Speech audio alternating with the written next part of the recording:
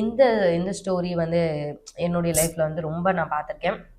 எப்பப்பெல்லாம் ப்ரெஷர் வருதோ அப்போல்லாம் ஆண்டவர் என்னை ஒரு ஸ்டெப்பு உயர்த்தி தான் நான் வந்து பார்த்துருக்கேன். இந்த 1 சாமுவேல் 30ஆம் அதிகாரத்தில் பார்த்தீங்கன்னா 3ஆம் வசனத்துலேருந்து பார்த்தீங்கன்னா இருக்கும். 6ஆம் வசனம் முக்கியமாக பாருங்கள். அதாவது தாவீது ராஜா வந்து ஒரு பெரிய வந்து ஒரு ஒரு ஆல்ரெடி அவர் யுத்தத்துக்கு போயிட்டு தான் வராரு.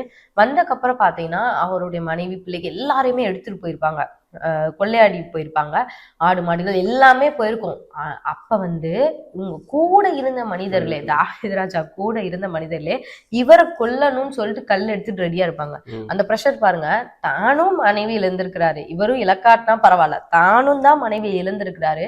ஆனா கூட இந்த மனிதர்கள் வந்து இந்த நபரால தானே நமக்கு எல்லாமே பிரச்சனை அப்படின்னு சொல்லிட்டு இவரை கல்லறிய பாக்குறாங்க. அப்ப 6ஆம் வசனத்துல இருக்கு, தாவீது மிகவும் நெருக்கப்பட்டான். சகல ஜனங்களும் தங்கள் குமாரர் குமார்த்திகளின் நிமித்தம் மன கிளேசமானதினால் அவனை கல்லறிய வேண்டும் என்று சொல்லிக் கொண்டார்கள்.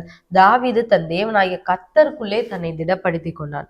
இதுதான் நம்ம இந்த ஒரு சீக்ரெட்டே இதுதான். நம்ம எல்லா பக்கமும் ப்ரெஷர் வரும்போது ஆண்டவருக்குள்ள நம்மளை திடப்படுத்திக்கிட்டோம்னு வைங்களேன், நம்ம அடுத்த ஸ்டெப் போயிடலாம். இந்த இதுல முடிவுல பாத்தீங்கன்னா அந்த ஸ்டோரி எப்படி முடியும் அப்படின்னா, அவர் வந்து ஆண்டவர் சொல்லுவாரு, நீ போய் சகலத்தையும் நீ திருப்பி கொள்வாய்ன்னு ஆண்டவர் சொல்லுவாரு.